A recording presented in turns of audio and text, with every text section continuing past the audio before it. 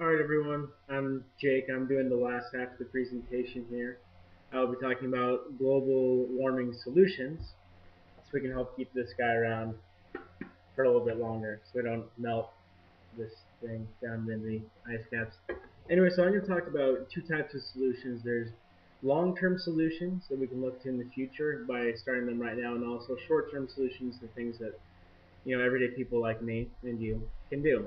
So first off, I want to talk a little bit about cap and trade. Basically, what cap and trade is the government will put a limit on how much emissions a certain company can emit through their factories and whatnot. And if they exceed that, they have to pay a penalty on that. So if they feel that they really want to exceed the emissions, they can pay a certain amount of money in the form of a very fat check to the government, and this money will be used to developing new energy solutions as far as clean energy. This would be a very good solution just because the corporations would be paying for this.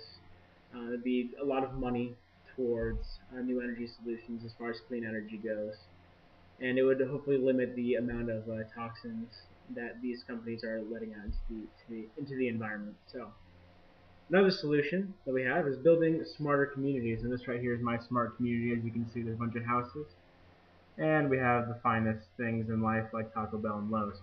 So as far as building smarter communities, they talked about in one of the articles that I found online is making sure that commutes and traveling distances are a lot shorter. And there's a community in Georgia where the average traveling distance for per family or per person was around 8 miles.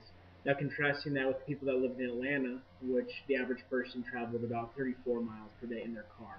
So referring to. So building these smart communities, we place schools, places of business, a lot closer to each other, so people could walk to the store, they could walk to school, and various things. And so building smarter communities would really help out on traveling distances, shortening the amount of time that you spend in your car. So those are two of like the long-term things. The cap and trade, that's more, we can petition to the government to instruct a cap and trade on certain government policies. And we can also, build smarter communities, just as far as like future planning and whatnot. So some of the things that we can do as normal folks is making sure that we have smart houses that we live in. And this is the smart house that I made myself. Nice trees outside. That's an ugly looking house, but it's got a nice solar panel over here. It's great.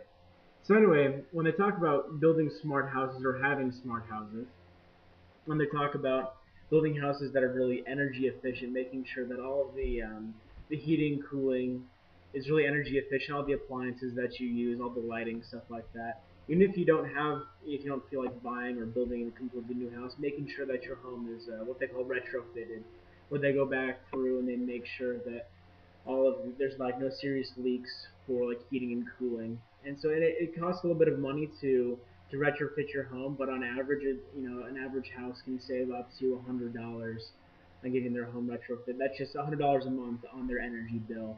I know my house this last winter in Provo, I think our last energy bill for 1 month was $600. It was absurd, and yeah, it was just ridiculous. So I think if we go back and we'd like even retrofitted my home, we'd be saving a lot of money by doing so. And the thing is, it not only saves us money, but it also saves us from having these energy companies to use a lot of energy to heating and within our homes. So the less we use in our home, spend